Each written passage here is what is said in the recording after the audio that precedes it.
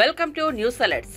2024 AP assembly ఎన్నికల్లో అధికార YCP party ఘోర పరాజయం పాలైంది. కేవలం 175 స్థానాలకు గాను కేవలం 11 ఎమ్మెల్యే స్థానాలు మాత్రమే గెలిచిన వైసీపీ పార్టీకి చేదు అనుభవాలు ఎదురవుతున్నాయి.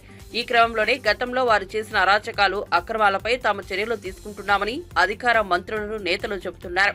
కానీ వైసీపీ నేతలపై కక్ష పెట్టుకునే టీడీపీ, జనసేన నేతలు కావాలనే తమ పార్టీ కార్యకర్తలపై అక్రమ కేసులు పెడుతున్నారని మాజీ మంత్రి పేర్ని నాని ఆరోపించారు. అధికార బలంతో ఎన్ని ఇబ్బందులు పెట్టినా కార్యకర్తలకు పార్టీ అండగా ఉంటుందని, రాష్ట్రంలో రెడ్ బుక్ రాజ్యాంగం నడుస్తోందని, అక్రమ ఇసుక లేఅవుట్లపై ప్రభుత్వం దృష్టి పెట్టింది. రాష్ట్రంలో సంపద సృష్టించే పరిస్థితి లేదని మాజీ మంత్రి పేర్ని నాని విమర్శలు చేశారు. ఇవన్నీ సునకానందం అండి. కొడాల నాని గారికి క్యాన్సర్ వచ్చింది. కొడాల నాని గారు వాళ్ళ అమ్మగారిని ఆ మధ్య ఎప్పుడు 2 ఏళ్ల క్రితం ఆవిడకి క్యాన్సర్ వస్తే ఆ వైద్యం ఆవిడ క్యాన్సర్ని జయించి ఆవిడ చెకప్ కోసం కొడాల నాని గారు ఎంపటి పెట్టుకెళ్తే కొడాల నాని క్యాన్సర్ వచ్చిందని చెప్పిన సునకానందం పొందటం వార్తలేసి. అట్లాగే వంశీ గారి భార్య నిన్న ఒక ఫంక్షన్కి ఆవిడ గన్నవరం వస్తే వెంటనే పోలీసులు టీవీ కెమెరాలు వెళ్ళిపోయి వాళ్ళ సొంత ఛానల్ వాళ్ళు వంశీని అరెస్ట్ చేశారు. ఇటువంటి ఈ సునకానందం పొందేటువంటి పరిస్థితుల్లో తెలుగుదేశం పార్టీ అనుభవిస్తుంది. ఈ సునకానందం ఎన్నాళ్ళు అనుభవిస్తారో అనుభవించండి. ఖచ్చితంగా వంశీ న్యాయపరంగా అన్యాయంగా తన్ను పెట్టారని దాని మీద వైఎస్ఆర్ కాంగ్రెస్ పార్టీ ఆఫీస్ మీద దాడికి బెజవాడి నుంచి గూణాలను తీసుకొచ్చి దాడికి వస్తే దాన్ని ఎదుర్కొన్నందుకు వాళ్ళ వంశీని 71 ముద్దాయిగానే ఎంతగానో పెట్టారు. అది కూడా నిన్న మొన్న పెట్టారు. ఈ మధ్యకాలం ఏదన్నా పెట్టుకోనండి, అతను న్యాయపరంగా రిలీఫ్ తెచ్చుకుంటానికి ప్రయత్నం చేస్తున్నాడు. ఖచ్చితంగా అతను బెయిల్ తీసుకుని వస్తాడు. మీరన్నీ వంశీ దొరికాడు, లేకపోతే నాని క్యాన్సర్, పేరు నాని గారికి ఇంకేదో జరిగిందో, లేకపోతే కళ్యాణికి ఇంకోటి జరిగిందో, ఇట్లా రకరకాల పుకార్లతో సునకానందం పొందాల్సింది తప్పితే మేము ధైర్యంగా వైఎస్ఆర్ కాంగ్రెస్ పార్టీ జెండా మోసి మీ మీద మీరు ప్రజల్ని మోసం చేసిన ప్రతిదాన్ని ప్రజలకి చేరవేసి ద్వారా ప్రజా పోరాటం చేయడానికి సిద్ధంగానే ఉన్నాం.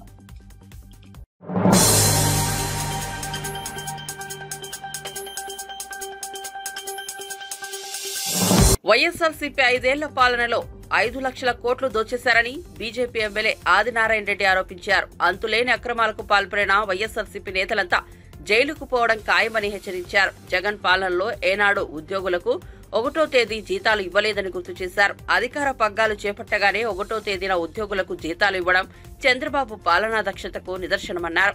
మోదీ సహకారంతో రాష్ట్రం అభివృద్ధి పథంలో దూసుకుపోతోందని ఆదినారాయణ రెడ్డి చెప్పారు. మరియు దేశానికి, విదేశాల్లో ఉన్న తెలుగు వారికి తెలియజేయాలనేది ప్రధాన ఉద్దేశం. ఇష్టం వచ్చినట్లు అప్పులు చేసినారు. 7 శ్వేతపత్రాలు ముఖ్యమంత్రి గారు స్వయంగా ఆర్థిక శ్వేతపత్రంతో పాటు తెలియజేసిన విషయం అన్ని పత్రికలకు, టీవీలకు వచ్చింది. ఈ 60 రోజుల్లో నిన్న 1వ తేదీ నాడు, అంతకుముందు నెల 1వ తేదీ నాడు అటు ఉద్యోగస్తులకు, రిటైర్డ్ ఉద్యోగస్తులకు మరియు పెన్షన్దారులకు టెన్షన్గా పెన్షన్లు కానీ, సామాజిక పెన్షన్లు కానీ, జీతాలు కానీ ఇచ్చిన విషయం వాళ్ళ జీవితంలో 60 నెలల్లో జగన్మోహన్ రెడ్డి గారు బటన్ నొక్కినా అని చెప్పడం తప్ప చేసిన మంచి పని లేదు. జగన్మోహన్ రెడ్డి గారు పెద్ద మార్కెట్లు, వాళ్ళ ఎంపీలు, ఎమ్మెల్యేలు చిన్న మార్కెట్లు, ఇంకా చిన్న నాయకులు చిల్లర మార్కెట్లు. తక్కువలో తక్కువ 2 లక్షల కోట్లకు పైగా తిన్నాడు జగన్మోహన్ రెడ్డి. మిగతా అందరూ కలిసి 2-3 లక్షల కోట్లు తిన్నారు. ఈ రాష్ట్రాన్ని సర్వనాశనం చేశారు. అభివృద్ధి అనేది కుంటుపడింది. 1800 రోజులకు సత్కారంగా కూటమికి అధికారం ఇస్తే చిత్కారంగా వాళ్లకు 11 సీట్లు ఎమ్మెల్యేలు, 4 సీట్లు మాత్రమే ఎంపీలు, టోటల్ 15. వాళ్ళు ఏమన్నారు? వైనాట్ 175 ఎమ్మెల్యేలు, 25 ఎంపీలు, 200కు గాను 15 మాత్రమే స్కోర్, 6% మాత్రమే ఎమ్మెల్యేలు. జగన్మోహన్ రెడ్డిని కూడా ఓడిస్తాం పులివెందులలో. అక్కడ పాడా ఫండ్స్ పేరుతో, పులివెందుల ఏరియా డెవలప్మెంట్ అథారిటీ పేరుతో 60 కోట్ల పనిని 600 కోట్లు ఇచ్చి అది కూడా ఇవ్వకుండా వెళ్ళిపోయినాడు. వాళ్ళకు వచ్చే పరిస్థితి లేదు. దానిపైన విజిలెన్స్ మానిటరింగ్ జరుగుతుంది. ఆ జగన్మోహన్ రెడ్డిని వెంటబడి పిచ్చి కుక్కను కొట్టినట్టు పులివెందులు కూడా కొట్టబోతున్నారు. కొందరు జైల్లో ఉన్నారు, కొందరు బెయిల్ మీద ఉన్నారు. జగన్మోహన్ రెడ్డి గారు మాత్రం గాల్లో తిరుగుతున్నాడు. పైన ప్రధానమంత్రి మోడీ గారు పవర్ఫుల్గా 4 సార్లు ముఖ్యమంత్రిగా, 3 సార్లు ప్రధానమంత్రిగా, హ్యాట్రిక్ ప్రధానమంత్రి. ఇంతకుముందు ఎప్పుడో నెహ్రూ గారు. ఆ కాలంలో ఇలాంటి సెల్ ఫోన్ లేదు, ఇలాంటి మీడియా లేదు. ఇప్పుడు గెలవడం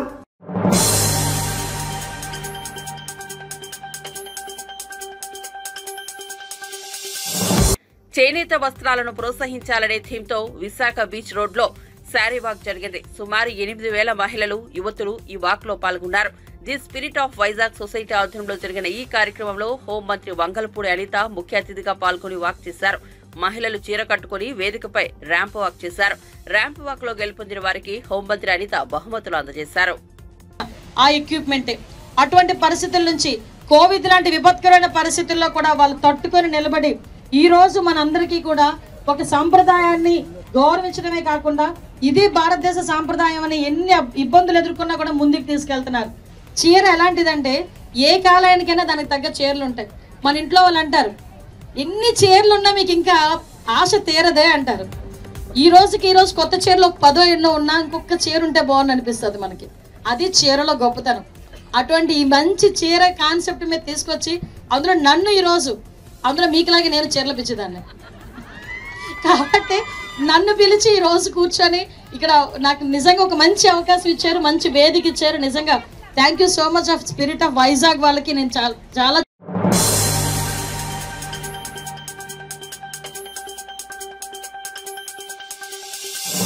ప్రైవేట్ స్కూల్స్ ఉపాధ్యాయులపై ముఖ్యమంత్రి రేవంత్ రెడ్డి చేసిన వ్యాఖ్యలు ఉపసంహరించుకోవాలని బీఆర్ఎస్ నేత మాజీ ఎంపీ వినోద్ కుమార్ డిమాండ్ చేశారు. తెలంగాణ భవన్లో ఆదివారం ఆయన మీడియా సమావేశం నిర్వహించారు. ఈ సందర్భంగా ఉపాధ్యాయుల సమ్మేళనంలో సీఎం చేసిన వ్యాఖ్యలపై ఆయన మండిపడ్డారు. ఈ సందర్భంగా ఆయన మాట్లాడుతూ ప్రైవేట్ స్కూల్స్ 10వ తరగతి ఫెయిల్ అయిన వారు ఉపాధ్యాయులు ఉన్నారని సీఎం రేవంత్ రెడ్డి అంటున్నారని, విద్యా హక్కు చట్టం కింద శిక్షణ ఉపాధ్యాయులు ఉండాలన్నారు. అలా స్కూల్స్ లో శిక్షణ ఉపాధ్యాయులు ఉన్నారన్నారు. సీఎం రేవంత్ రెడ్డి ఎక్కడికి వెళ్లినా అక్కడ ఉన్న వారందరినీ మునగ చెట్టు ఎక్కిస్తారంటూ సెటైర్లు వేశారు. కేసీఆర్ గారు ప్రభుత్వం నేను ప్లానింగ్ బోర్డు వైస్ చైర్మన్ ఉన్నాను. నాకు తెలుసు ఆ రోజు లెక్క దాదాపు 1600 కోట్ల రూపాయలు ఉన్నాయి. అందుకోసమే ఎవరైనా వర్కర్ ఆ బోర్డు సభ్యత్వం ఉన్న వాళ్ళకి వితిన్ 10 days కూడా పైసలు వస్తాయి. అట్లనే ఈ ఎడ్యుకేషన్ సెస్ వసూలు చేసి ఇన్కమ్ ట్యాక్స్ పేఈస్ దగ్గర కానీ లేదా పెట్రోల్ మీద కానీ డీజిల్ మీద కానీ ఇంకేదో ఒక దాన్ని దొరకబట్టవచ్చు. ఎడ్యుకేషన్ సెస్ అనేది వసూలు చేసి ఒక డబ్బు నిధి ఏర్పాటు చేస్తే ఈ ప్రైవేట్ రంగంలో ఉన్నటువంటి ఉపాధ్యాయ మిత్రులకి ఒక సంరక్షణ చట్టం, రిటైర్ అయినప్పుడు ఇంత డబ్బులు ఇవ్వడానికి ఒక చట్టం తీసుకురావాలి. ఎందుకంటే రేపటి తరాన్ని తీర్చిదిద్దుతున్నారు ఈ ప్రైవేట్ రంగంలో ఉపాధ్యాయ మిత్రులు. నేను చెప్పిన లెక్క ప్రకారంగా దేశవ్యాప్తంగా కూడా మీకు ఓపుకుంటే 140 పేజీలది సాఫ్ట్ కాపీ అంటే ఒక బటన్ వస్తుందో మీకు అందరికి వస్తుంది. ఓపుకుంటే చదవండి మిత్రులారా, నేను మీకు పంపిస్తాను. మీకు ఒక్కొక్క రాష్ట్రం ఒక్కొక్క జిల్లాలో ఎన్ని స్కూల్స్ ఉన్నాయి, ప్రైవేట్ రంగంలో ఎన్ని స్కూల్స్ ఉన్నాయి, ప్రభుత్వ రంగంలో ఎన్ని స్కూల్స్ ఉన్నాయి, వాళ్ళ ఎడ్యుకేషన్ స్థాయి ఎట్టున్నది. దురదృష్టవశాత్తు ఏంటంటే మన లెర్నింగ్ అవుట్కమ్స్ డిక్లైన్లు ఉన్నాయి. ఇలా 8వ తరగతి 10వ తరగతి పిల్లాన్ని చదివితే కూడా వాళ్ళ పేరు కూడా చక్కగా రాయలేకపోతాడు. లెక్కలు గుణితాలు ఇవన్నీ అడిగితే కూడా 4వ తరగతి స్థాయి 5వ తరగతి స్థాయిలో ఉన్నారు. 10వ తరగతి పిల్లాడు 8వ తరగతి పిల్లాడు ఆ లెక్కలన్నీ కూడా దీంట్లో ఉన్నాయి. ఏ జిల్లాలో ఎట్లున్నది, ఏ రాష్ట్రంలో ఎట్లున్నది. మన అదృష్టవశాత్తు తెలంగాణ రాష్ట్రము దేశంలో మనము 28 రాష్ట్రాలు తర్వాత 7 8 యూనియన్ టెరిటరీస్ ఉన్నాయి. మనము కిందికి వెళ్ళి 31 స్థానంలో ఉన్నాం. అంటే మనకంటే ఒక 6 మెరుగున్నారు. అంటే అవి గోవా, ఢిల్లీ, తర్వాత ఇంకో 2 స్టేట్స్ ఉన్నాయి, కేరళ ఒకటి ఉన్నాయి. మనం వీఆర్ అంటే మంచి లో మొత్తం దేశంలో ఉన్నటువంటి 28 రాష్ట్రాలు యూనియన్ టెరిటరీస్ కలిపితే మనం 6వ స్థానంలో ఉన్నాం. మన దగ్గర కూడా ఇంకా మెరుగు చేసుకోవాలి. కేరళ, తమిళనాడు కొన్ని రాష్ట్రాలు మనకంటే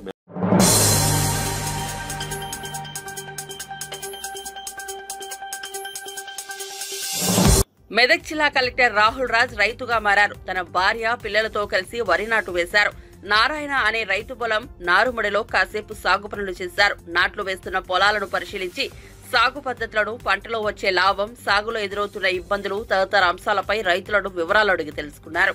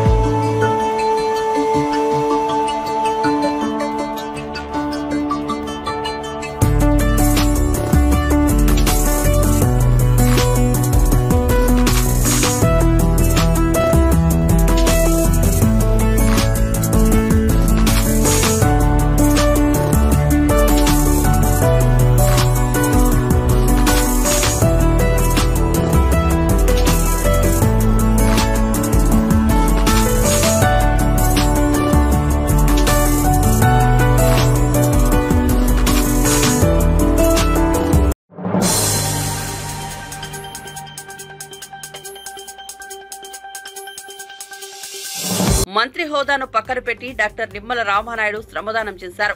పశ్చిమ గోదావరి జిల్లా ఎలమంచిలి మండలం ఆరేపేట గ్రామంలో అంబేద్కర్, బాబు జగజ్జీవన్ రామ్ విగ్రహాల పైకప్పు, స్లాబ్ నిర్మాణ పనుల్లో ఆయన భాగం పంచుకున్నారు. స్వయంగా ఇసుక, కంకర గవేలాలను నెత్తిమీద పెట్టుకుని మోశారు.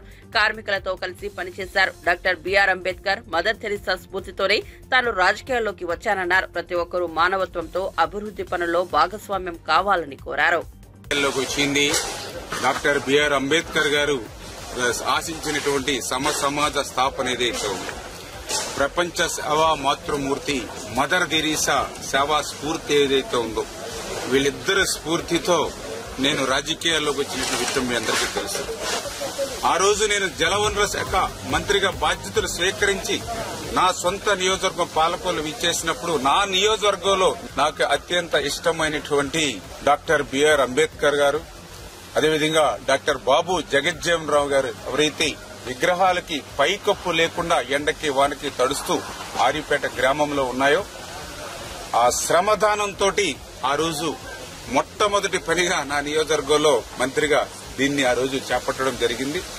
ఈ రోజు దాన్ని స్లాబ్ తీసుకొచ్చి అవకాశం ఉన్నప్పుడల్లా శ్రమదానం ఆ పనుల్లో చేస్తూ ఇట్లా ఖచ్చితంగా రాబోయేటువంటి రోజుల్లో నియోజకవర్గంలో ఉన్నటువంటి మహనీయుల యొక్క విగ్రహాలు ఏవైతే ఉన్నాయో వాటన్నిటికీ కూడా ఇటువంటి శ్రమదానంతో, దాతల సహకారంతో వాటన్నిటికీ కూడా పైకప్పులు నిర్మాణం చేయాలనేది ఒకటి.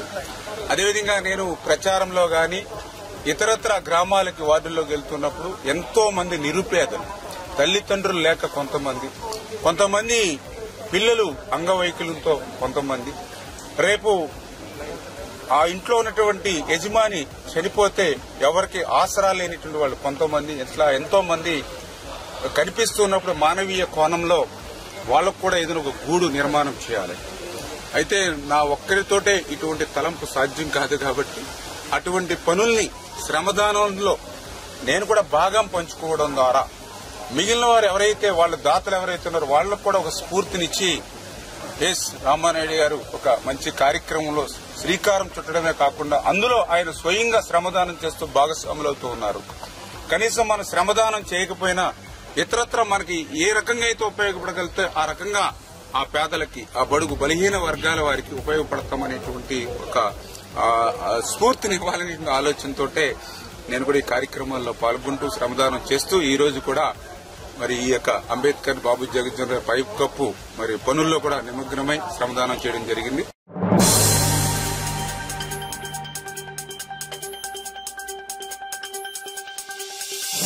తిరుమల శ్రీవారిని ఆంధ్రప్రదేశ్ మంత్రులు కొలుసు పార్థసారథి, కొండపల్లి శ్రీనివాస్ దర్శించుకున్నారు. ఆదివారం వీఐపీ ప్రారంభ విరామ దర్శన సమయంలో మంత్రులు వేరువేరుగా స్వామివారి సేవలో పాల్గొన్నారు. పేదవారికి, మధ్యతరగతి ప్రజలకు ఇల్లు ఇవ్వాలని ప్రభుత్వం నిర్ణయం తీసుకుందని మంత్రి పార్థసారథి తెలిపారు. టిట్కో, పీఎంఏవై ఇళ్లను వీలైనంత త్వరలో పూర్తి చేసి సంవత్సరంలోగా లబ్దిదారులకు అందజేస్తామని చెప్పారు. అర్హత కలిగిన పేదవాళ్ళందరికీ కూడా ఇల్లు ఇవ్వాలని, అదేవిధంగా పేదవాళ్ళతో పాటు జర్నలిస్టులకి, మిడిల్ ఇన్కమ్ గ్రూప్ వాళ్ళకి, లోయర్ ఇన్కమ్ గ్రూప్ వాళ్ళకి కూడా సరసమైన ధరలకి ఇల్లు అందించాలని చెప్పేసి ప్రభుత్వం నిర్ణయం తీసుకుంది. మరి ఈ రాష్ట్ర అభివృద్ధి కోసం, రాష్ట్ర సమస్యల నుంచి ఈ రాష్ట్రాన్ని కాపాడాలని కష్టపడుతున్న ముఖ్యమంత్రి గారు, ఉప ముఖ్యమంత్రి గారు, లోకేష్ గారు, వీరికి తోడు దైవశక్తి కూడా తోడివారని, ఆ ఏడుకొండవాడు సహకారిగా ఉండాలని ఏడుకొండవాడిని ముఖ్యమంత్రి. టిట్కో ఇల్లు కానివ్వండి, పిఎంఏవైలో నిర్మాణం సగంలో ఉన్న ఇల్లు కానివ్వండి, ఒక టార్గెట్ పెట్టుకుని వాటన్నిటి కూడా పూర్తి చేయాలని చెప్పేసి ముఖ్యమంత్రి గారు మా శాఖలకు ఆదేశాలు జారీ చేయడం జరిగింది. ఆయన ఆదేశాలకు అనుగుణంగా తప్పకుండా ఒక సంవత్సరం లోపల పిఎంఐలో ఏదైతే ప్రోగ్రెస్లో ఉన్నావో ఆ ఇళ్ళని కానివ్వండి, టిట్కో ఇళ్ళని కానివ్వండి లబ్ధిదారులకి అందజేసే కార్యక్రమం చేస్తాం. ఈరోజు స్వామివారిని దర్శించుకోవడం జరిగింది. అంటే గెలిచిన తర్వాత ఇదే మొట్టమొదటిగా రావడం నేను, ఎందుకంటే ఒక మంత్రిగా అవకాశం కల్పించిన చంద్రబాబు నాయుడు గారికి నేను ఎంతో రుణపడుతూ గత నెల రోజులుగా మినిస్ట్రీ తాలూకా పోర్ట్ఫోలియోని కొంచెం అర్థం చేసుకుంటూ ఈరోజు మొట్టమొదటిసారిగా తిరుపతి రావడం జరుగుతుంది. స్వామివారి ఆశీస్సులు పొందడానికి, మరి ఆయనకి మొక్కుబడి చెల్లించుకోవడానికి. ఎందుకంటే ఈరోజు రాష్ట్రాన్ని కాపాడుకొని రాష్ట్రాన్ని ముందు దశకి మంచి దశలో తీసుకువెళ్ళడానికి ఈరోజు ఒకే దాటిగా ఎన్డీఏ ప్రభుత్వాన్ని గెలిపించిన ప్రధానికానికి, మరి ప్రజలందరికీ అండగా ఉన్న వెంకటేశ్వర స్వామి గారికి, వీళ్ళందరినీ ఇంత అవకాశం కల్పించిన యావత్ అందరికీ కూడా ధన్యవాదాలు తెలియజేసుకుంటూ ఈరోజు స్వామిగారు ముఖ్యంగా ఇక్కడ వచ్చి నా తాలూకు మొక్కుబడి కుటుంబ సభ్యులందరితో కలిసి ఇక్కడికి వచ్చి మొక్కుబడి చెల్లించుకొని ఈరోజు దర్శించుకోవడం చాలా భాగ్యంగా నేను భావిస్తున్నాను.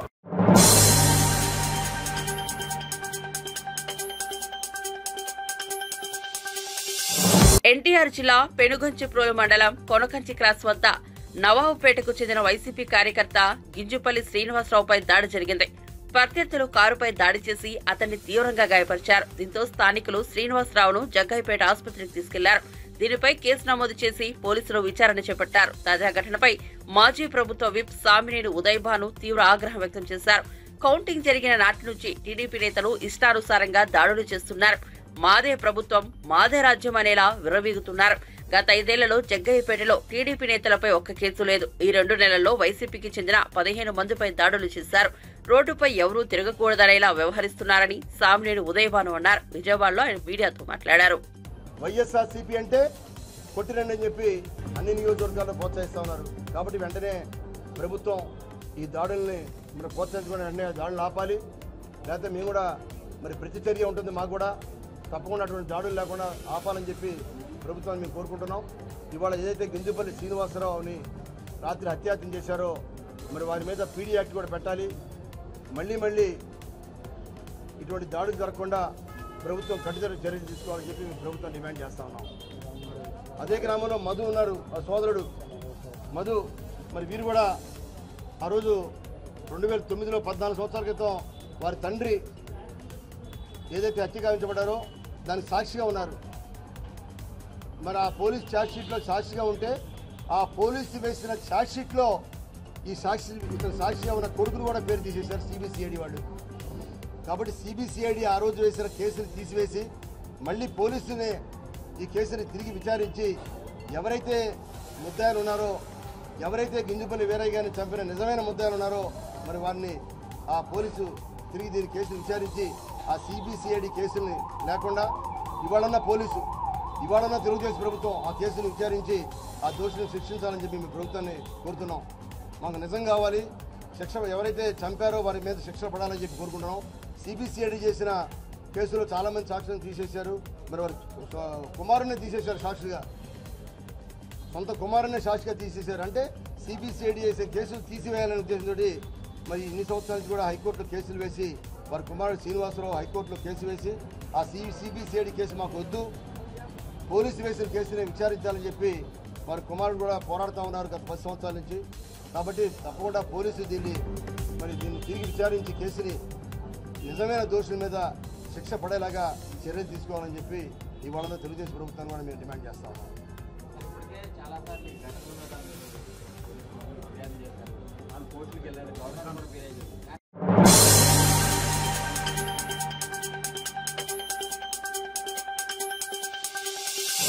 ఆంధ్రప్రదేశ్ నుంచి తరలిపోయిన పరిశ్రమలతో సంప్రదింపులు చేస్తున్నామని కేంద్ర సహాయ మంత్రి భూపతిరాజు శ్రీనివాస్ వర్మ తెలిపారు. కొత్త పరిశ్రమలను రాష్ట్రానికి ఆహ్వానిస్తున్నామన్నారు. వీఐపీ ప్రారంభ విరామ దర్శన సమయంలో ఆయన తిరుమల శ్రీవారిని దర్శించుకున్నారు. టీటీడీ ఆలయ అధికారులు ఆయనకు స్వాగతం పలికి దర్శన ఏర్పాట్లు చేశారు. దర్శనం అనంతరం మీడియాతో మాట్లాడిన శ్రీనివాస్ వర్మ రాష్ట్రానికి 5 ఏళ్లుగా పట్టిన గ్రహణం వీడి కూటమి ప్రభుత్వంతో మంచి రోజులు వచ్చాయన్నారు. ఆంధ్రప్రదేశ్కి మంచి రోజులు ప్రారంభమయ్యాయి. ఏదైతే ఎన్డీఏ ఆధ్వర్యంలో కేంద్రంలో నరేంద్ర మోడీ గారి నాయకత్వంలో, రాష్ట్రంలో చంద్రబాబు నాయుడు గారు, పవన్ కళ్యాణ్ గారి నాయకత్వంలో, ఎన్డీఏ పక్షాల కూటమి ఆధ్వర్యంలో భారతదేశం అదేవిధంగా ఆంధ్రప్రదేశ్ త్వరితగతిన పెద్ద ఎత్తున అభివృద్ధి చెందాలని భగవంతుని ప్రార్థించడం జరిగింది. భారతదేశం అతి త్వరలోనే మూడవ ఆర్థిక వ్యవస్థకు చేరాలని, అలాగే గత 5 సంవత్సరాలుగా అభివృద్ధికి నోచుకున్నటువంటి ఆంధ్రప్రదేశ్ రాష్ట్రం రాబోయేటువంటి 5 సంవత్సరాల్లో పెద్ద ఎత్తున అభివృద్ధి చెందాలి. అన్ని రకాలుగా కూడా రాజధాని కానివ్వండి, పోలవరం ప్రాజెక్టు కానివ్వండి, పరిశ్రమలు ఆంధ్రప్రదేశ్ నుంచి తరలి వెళ్ళిపోయినటువంటి సందర్భంలో ఆ పరిశ్రమల్ని తిరిగి ఆంధ్రప్రదేశ్కి తీసుకొచ్చేటువంటి విషయంలో, కొత్త పరిశ్రమలు ఆంధ్రప్రదేశ్లో స్థాపించేటువంటి విషయంలో వెంకటేశ్వర స్వామి ఆశీస్సుల్ని కోరడం జరిగింది. తప్పనిసరిగా రాబోయేటువంటి రోజుల్లో ఆంధ్రప్రదేశ్లో దేవాలయాలకు కూడా పెద్ద ఎత్తున రక్షణ కల్పించడంతో పాటు గత 5 సంవత్సరాలుగా ఆంధ్రప్రదేశ్కి ఒక గ్రహణం పట్టింది. దేవాలయాల గురించి పట్టించుకునేటువంటి పరిస్థితి రాష్ట్రంలో లేదు. చిన్నచూపు చూసినటువంటి దేవాలయాలకు పెద్ద ఎత్తున అభివృద్ధి చేసే విధంగా ఇవాళ ఈ ప్రభుత్వాలు ప్రయత్నం చేస్తాయి. అలాగే ఆంధ్రప్రదేశ్కి ప్రజలు పెద్ద ఎత్తున ఇచ్చినటువంటి తీర్పు ఏదైతే ఉందో, ఆంధ్రప్రదేశ్ అభివృద్ధి చెందుతుంది, ఆంధ్రప్రదేశ్ కష్టాలు తీరిపోయినటువంటి ఒక వాతావరణం వేళ రాష్ట్రంలో నిర్మాణమైంది.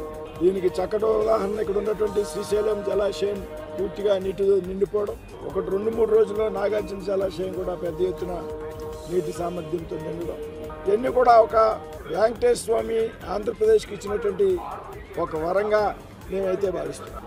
ఆంధ్రప్రదేశ్కి అభివృద్ధి విషయంలో, పరిశ్రమల విషయంలో మీరు అడిగినటువంటి ఏదైతే పరిశ్రమలు తరలి వెళ్ళాయో వాటితో కూడా సంప్రదింపులు మొదలుపెట్టాం. అదేవిధంగా కొత్త పరిశ్రమలు కూడా మేము ఆహ్వానిస్తున్నాం. ఎవరైతే ఆంధ్రప్రదేశ్లో పరిశ్రమలు పెట్టాలనుకున్నారో దానికి సంబంధించినటువంటి అనుమతులు ఏవైతున్నాయో వాటిని సులభతరం చేయాలనేటువంటి ప్రక్రియని మేము ప్రారంభించాం.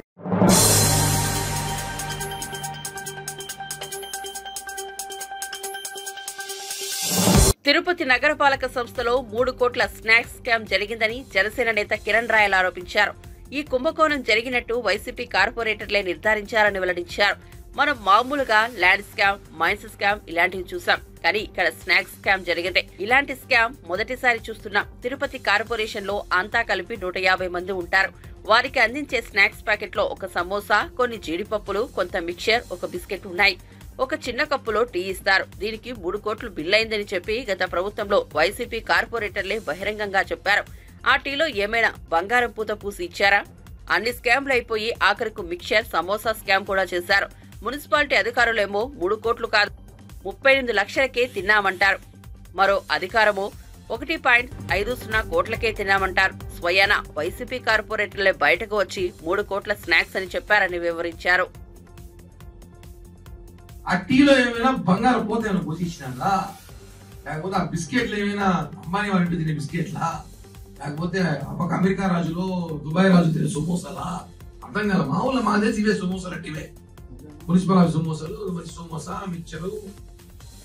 స్నాక్స్ స్కామ్ అనేది ఎప్పుడో చూసారు ప్రపంచంలో. దేశానికి తెలియాలి. గత ప్రభుత్వంలో అన్ని స్కాములు చేశారు. లాస్ట్ కి మిక్చర్ సమోసా కూడా స్కామ్ చేశారు 3 కోట్లు.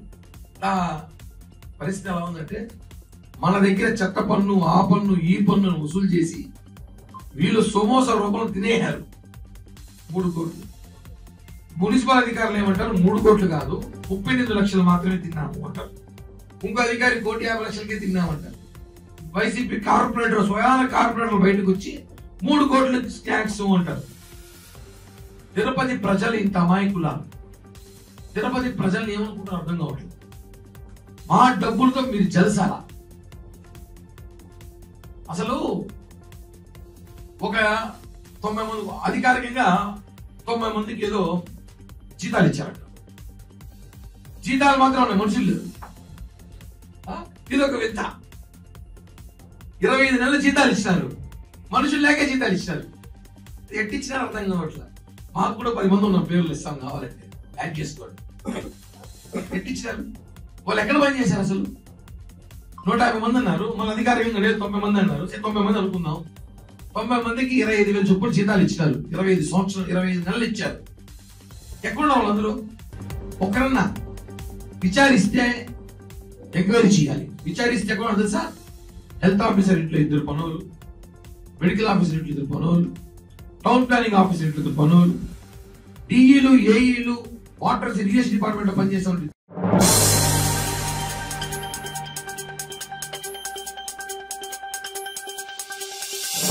ప్రముఖ ఆర్జే శేఖర్ భాషపై దాడి జరిగింది. ఓ టీవీ ఛానల్ ఇంటర్వ్యూకి వెళ్లి వస్తున్న సమయంలో అతనిపై 3 దుండగులు దాడి చేసినట్లు తెలుస్తోంది. టాలీవుడ్ లో లావణ్య బాధితులు ఒక్కొక్కరిగా బయటకు వస్తున్న నేపథ్యంలో భయంతోనే ఈ దాడి చేయించిందని శేఖర్ ఆరోపిస్తున్నారు. తనపై ఎన్ని దాడులు జరిగినా న్యాయం జరిగే వరకు పోరాటం ఆపబోమని శేఖర్ భాష చెబుతున్నారు. మగవారిపై దాడులు జరిగినా చట్టాలు వీక్గా ఉన్నాయని శేఖర్ అభిప్రాయం వ్యక్తం చేశారు.